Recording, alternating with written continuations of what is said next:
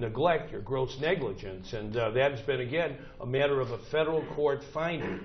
So my opponent, you know, he calls me a lot of names and all of that. I just want to point out for everyone that he hired, and one of his companies hired a fellow named Stuart Levine, a professional swindler who was on the board of the teachers' retirement system of the state of Illinois.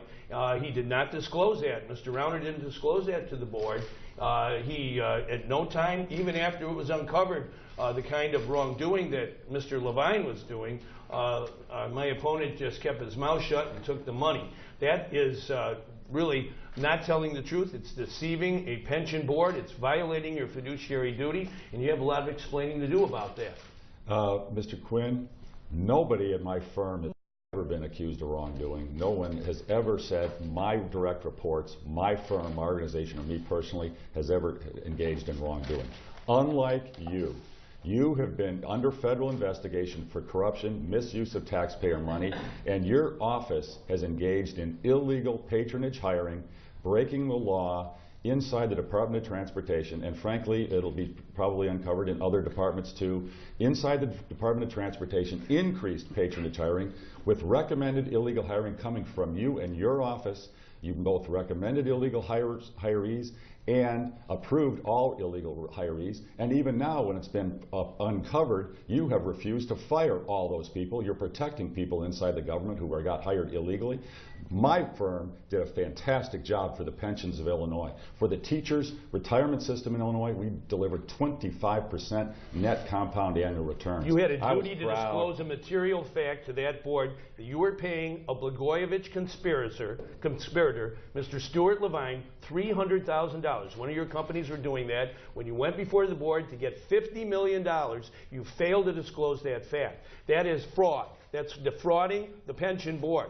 And when you learned about this, you still didn't tell them, and you've kept the ill-gotten gain. That's just plain wrong. With respect to the Department of Transportation, I extended the authority of the Inspector General to cover anything doing with hiring. The Inspector General did a report. He said in his report that our office was not involved in this matter.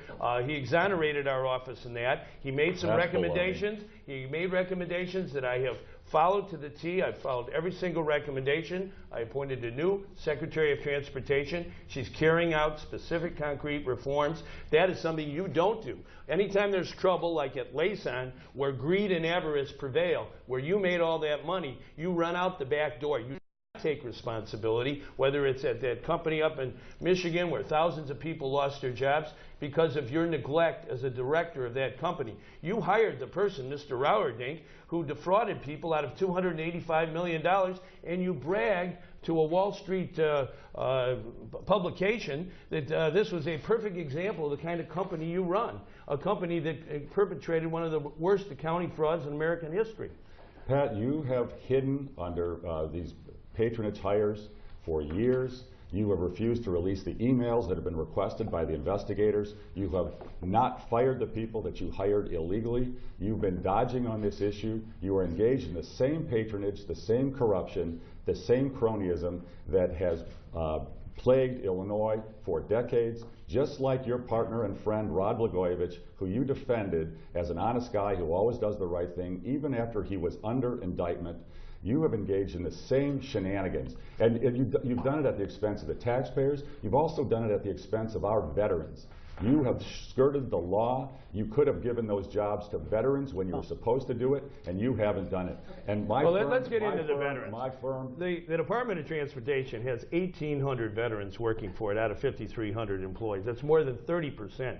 Far greater than the population percentage in our state. I don't have to apologize for what we do for veterans in Illinois. I work hard for our veterans. I think everyone knows that. I think the bottom line is a person who swindled and defrauded the pension fund of our state of Illinois, the teachers' retirement system, and I signed a law to deal with that corruption. You had, in one of your companies, hiring that man at $300,000 a year. You never take responsibility for anything. If that was illegal, somebody would have prosecuted us for fraud. There was no issue there. Why didn't you disclose to the board when you were presenting yourself? You've interrupted me plenty of times.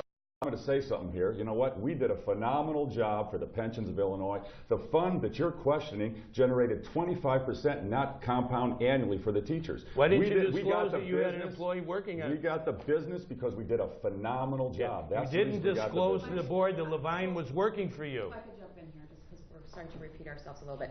I mean, the governor's raising the issue of pay to play. I wanted to raise that too, because we had Ed Rendell sitting in this very room talking about how once you contributed to his campaign and he learned a little bit about your company and then he won his race, he turned around and recommended you to the pension board and you got a big, nice chunk of business in Pennsylvania. Yeah, Ed Rendell just had dinner just a couple months before he came out with those statements with Pat Quinn.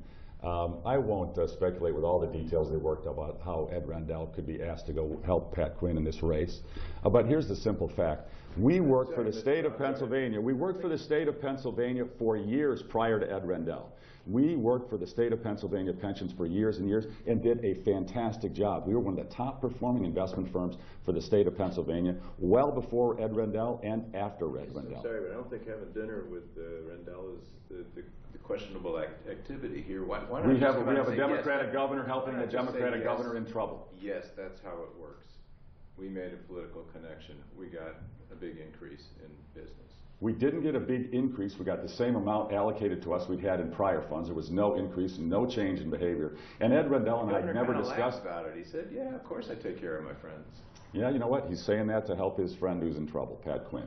Pat Quinn's in trouble because he's engaged in cronyism and corruption, and he's a failed governor, and Ed Rendell's trying to help him. I understand that. That's what fellow Democratic governors do.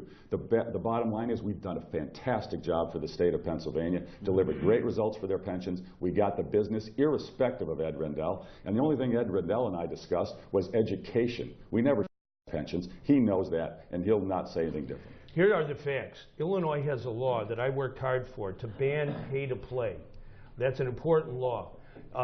My opponent gave a huge campaign contribution to a candidate for governor in Pennsylvania that couldn't happen in Illinois. We banned that. He gave a huge contribution and in return got a huge investment for his pension fund. That is pay to play. And he's done this not only in Pennsylvania but elsewhere around the country. And you know, you can call me all kinds of names and all of that, but I think name calling isn't what we're after. We're after people who take responsibility. Something goes wrong on my watch, I don't ignore it. I take action.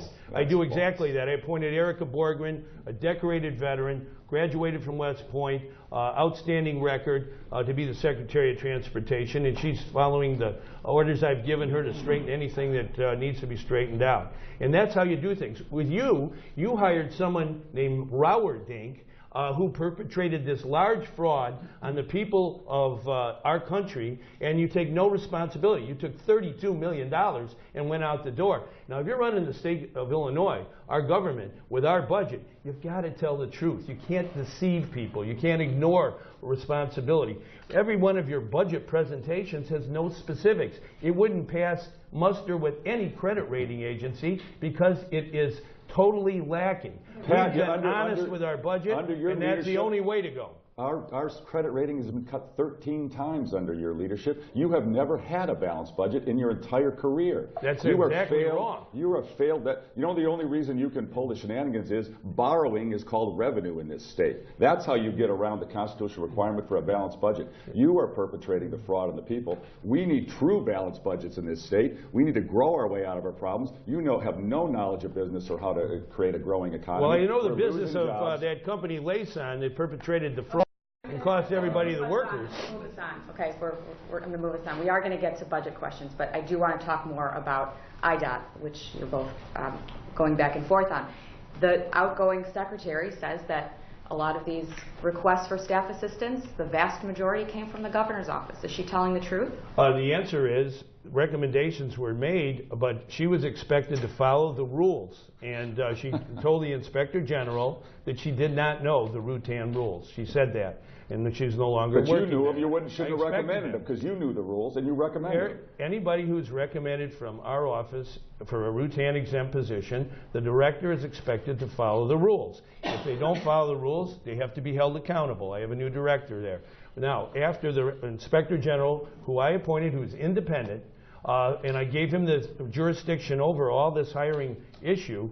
He made recommendations to our office. We've carried out every single one and gone beyond that. We've set up a merit